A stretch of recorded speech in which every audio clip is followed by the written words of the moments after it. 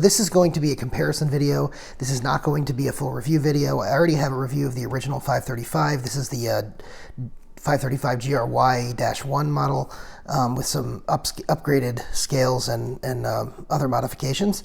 This is the Smoky Mountain Knife Works exclusive, and this is the 535-3, and this one is the 535-4. But let's talk about some of the differences between these knives and why I thought it would be a good comparison. I'll talk about the steels first. If you don't care about the steel information, frankly, you can fast forward a little bit. I'm going to be talking about the handles, which is really what I wanted this video to be about. Let me go ahead and talk about this one.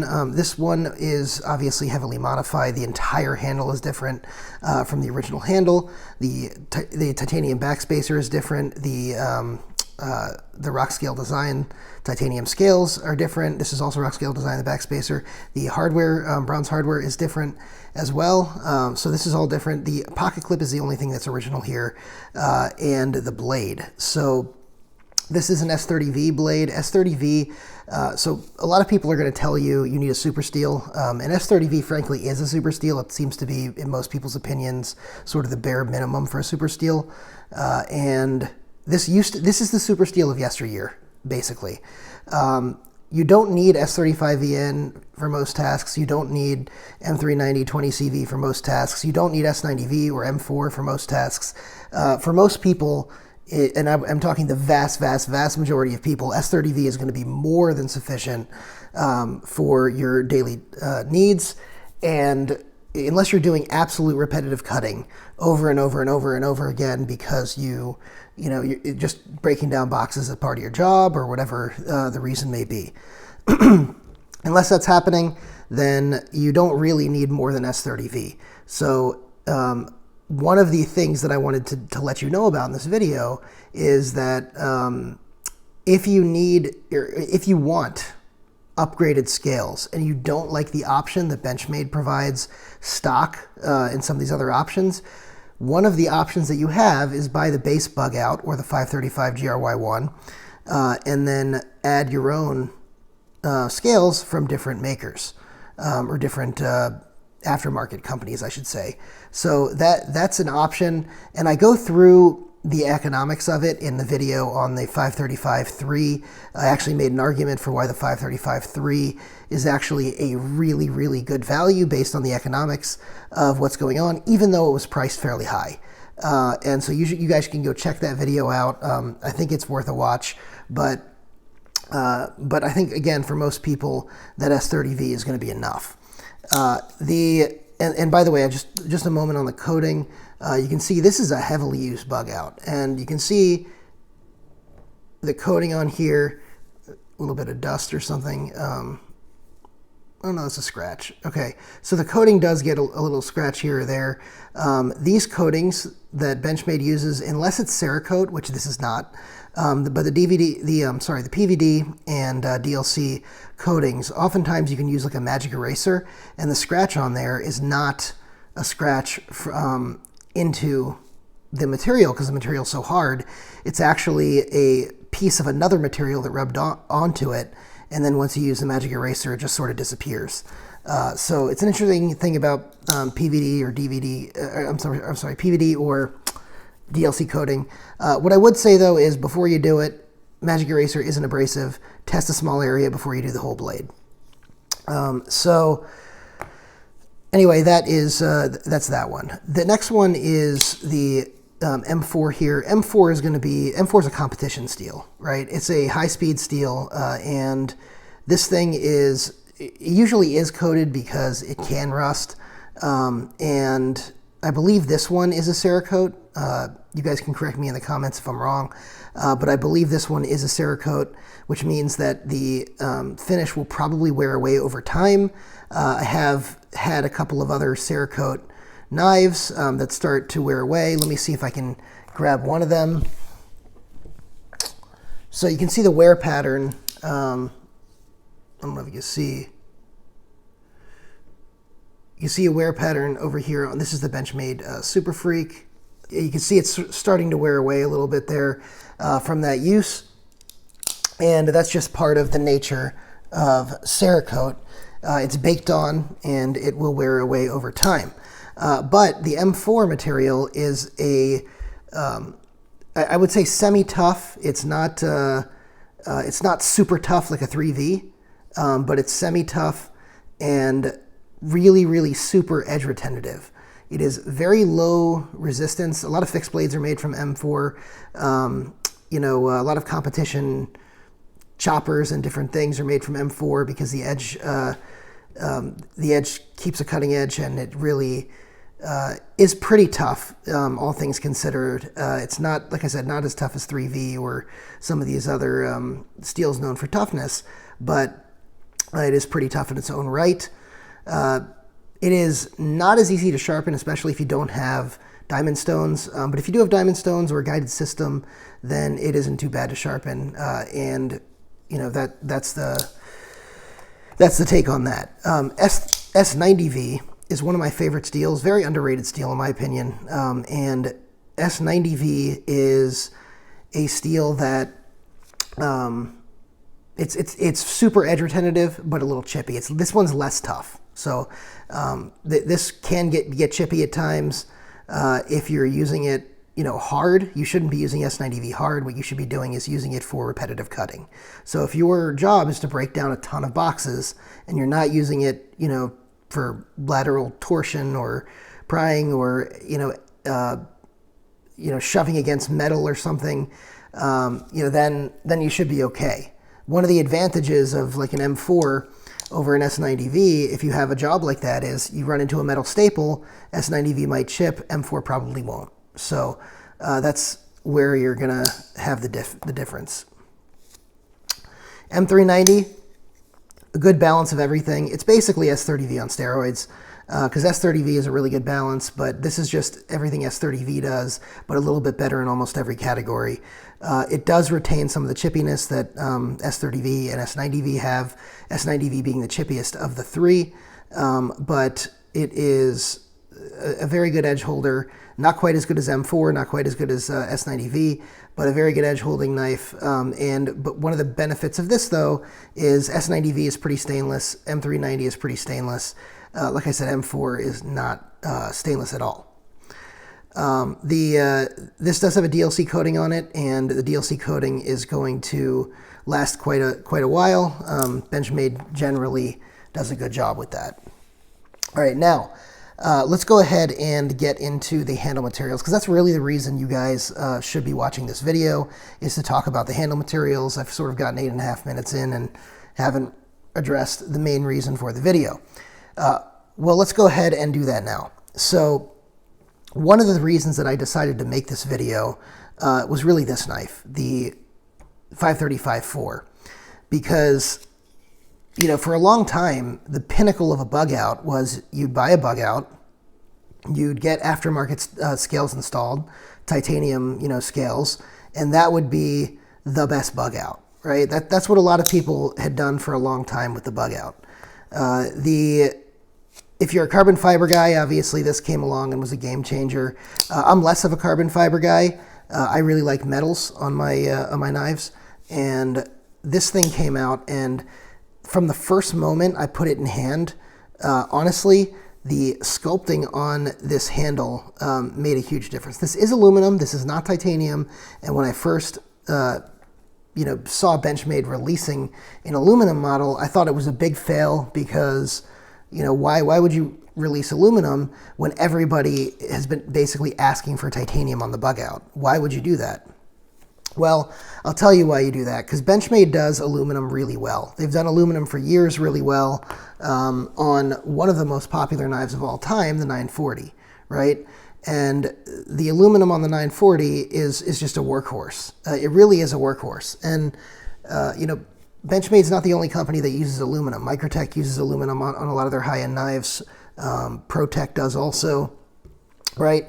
Even G&G Hawk on the new Model C, which is probably the best OTF I've ever had, is aluminum, right? So aluminum is a great material. It should not be a sort of a backseat to titanium. It is an alternative to titanium, and that's the way it should be treated. It is also a light metal like titanium. The stainless steel is going to be heavy, titanium is going to be light, aluminum is also going to be relatively light. So this does maintain a lot of the lightness of the bug out, even with a metal handle, which is quite nice. Next up on the handle here, you can see the milling on the handle, which I think is a really nice touch. It's not something you usually see from Benchmade. This is something you see on aftermarket scales. So they really went out and they could have just done, some smooth scales or slick scales, or, done some of the diamond texturing that the bailout has. But they really went and, did a good job in milling. And it's not something you see, like I said, from Benchmade on a lot of their knives. So that's a really cool thing. I like the color on this and the color contrast with the red thumb studs, the black DLC coating, and the sort of raw aluminum here. I think it was a great choice. One of the things that I think is a turnoff for some people with the 940, for example, is that some of the, I don't know if you call this anodization on the aluminum, but the color on the aluminum starts to wear off in certain areas around the edges. It starts to take on, sort of a worn look. And while I like that, while a lot of people do like that, a lot of people don't like that. And I don't think you're necessarily going to get this with the raw aluminum. Obviously, if you bang it up, you bang it up, but you're not going to notice color variations like you would on an anodized aluminum. And again, there's red backspacers here too on this one, which I think is pretty cool. So you're getting that aluminum, you're getting the milling on here, you're getting the red anodization on the thumb studs and the backspacers. It's just a really nice overall piece. And again, I have a separate review of this. The carbon fiber Benchmade does is excellent. I'll show you, this is the Griptilian, the DLT exclusive. You can see they just really do a good job on carbon fiber. Some carbon fiber ends up looking cheap. Benchmade's carbon fiber never ends up looking cheap. I don't know what they're doing. I don't usually see voids in their carbon fiber. I don't usually see QC issues in their carbon fiber. And by the way, Benchmade overall as a company, which used to have a huge amount of QC issues like around the 2017 timeframe, now has really moved past that almost entirely. There's still some things here or there because it's large-scale production, but frankly, they've really done a good job of moving past that. And you can see the carbon fiber here. This is going to be probably the lightest. I haven't weighed them, but probably the lightest of these knives. I think the grivory, on the original, if you have the original handles, is actually the lightest. I'm sorry, the CF Elite is the lightest. It's slightly lighter than the grivory. So the CF Elite is the lightest. The grivory is second. I believe the carbon fiber is third. The G10 next. Then the aluminum, and obviously, you're going to have weightiness to titanium scales as well. These aftermarket scales. So again, you have on this one, Benchmade went all out with the blue anodization, and you got the blue anodization in a backspacer here. This is one of the main differences in the handle from the previous iterations, which, this basically shows you what the grivory used to look like. Not the pattern in the handle scales, but the overall pattern of the handle. So that's what the original bug out looks like, right? As far as the shape. The 535-4 sort of models after that as one solid piece. This breaks from that a little bit because you have this part of the CF that is cut out, essentially. And now you have a backspacer instead of standoffs. All of the bug outs have standoffs, except for this one, which is aftermarket. But the bug out stock from Benchmade, they all have standoffs, except this one. And I think this is really cool. They took a cue from, I believe they took a cue there. Rockscale Design wasn't the only one doing a geared backspacer for this. So I don't think they necessarily took it from Rockscale Design, but doing a geared backspacer, I think, is what they did because that's what was out on the market and that was what people were already gravitating towards. But I like the way they did it with this cutout. You know, so that's great. Again, the CF is really nice. I'm not a big CF person normally, but it really feels good in hand. Nice and light, and just really a premium material. Then you have, and by the way, the texture on this is going to be a matte texture. It's not slick. It's going to be a fully matte texture. And this one, because of the milling, you're going to really feel the texture there. So that's great for grip. This one, the texture is G10. I mean, sorry, the scales are G10, and the texture is provided by a similar milling pattern this is the aluminum bailout, right? So it's a similar milling pattern to the aluminum bailout, and it really, it does add a layer of grip to it. I think the G10 scales would be too slick if they did not have a milling pattern like this. They are still a little bit slick, I'm not gonna lie. It is a little bit slick, but not too slick. It's definitely a little less grippy than the grivory, and a little less grippy than the 535-4, but not really any less grippy than the 535-3. So just one last time to look at the handle materials. Again, G10 up close. This is what you're getting on that G10. Carbon fiber.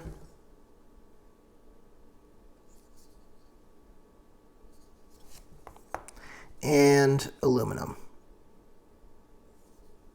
All right, guys, one last thing on the comparison video. I forgot to show you guys something in grivory. Now, I don't have the grivory Bugout with me or the scales with me. What I do have is the Endura from Spyderco. And the injection molded plastic on this FRN is exactly the same plastic that you're going to get that they call grivory, that Benchmade has. So I just wanted to show you guys what that looks like in comparison to, let's say, a G10, for example. And you can see the G10 has sort of a smoother consistency. It looks less like injection molded than the FRN. You can really see on the FRN that this is a little bit, I guess, sharper in the way that things end. It does make for a grippier knife, which I had talked about earlier, but it also isn't nearly as comfortable as the G10. The G10 is way more comfortable than the grivory. One other thing that you may remember is that the grivory ones do flex, so the scales will flex, and there is basically no flex. I'm pushing pretty hard in the G10, so big difference there. The CF Elite was an improvement on the grivory with respect to it flexing, and then the G10 is an improvement on the CF Elite in that regard. Thank you guys for watching. Sorry I forgot to include that earlier.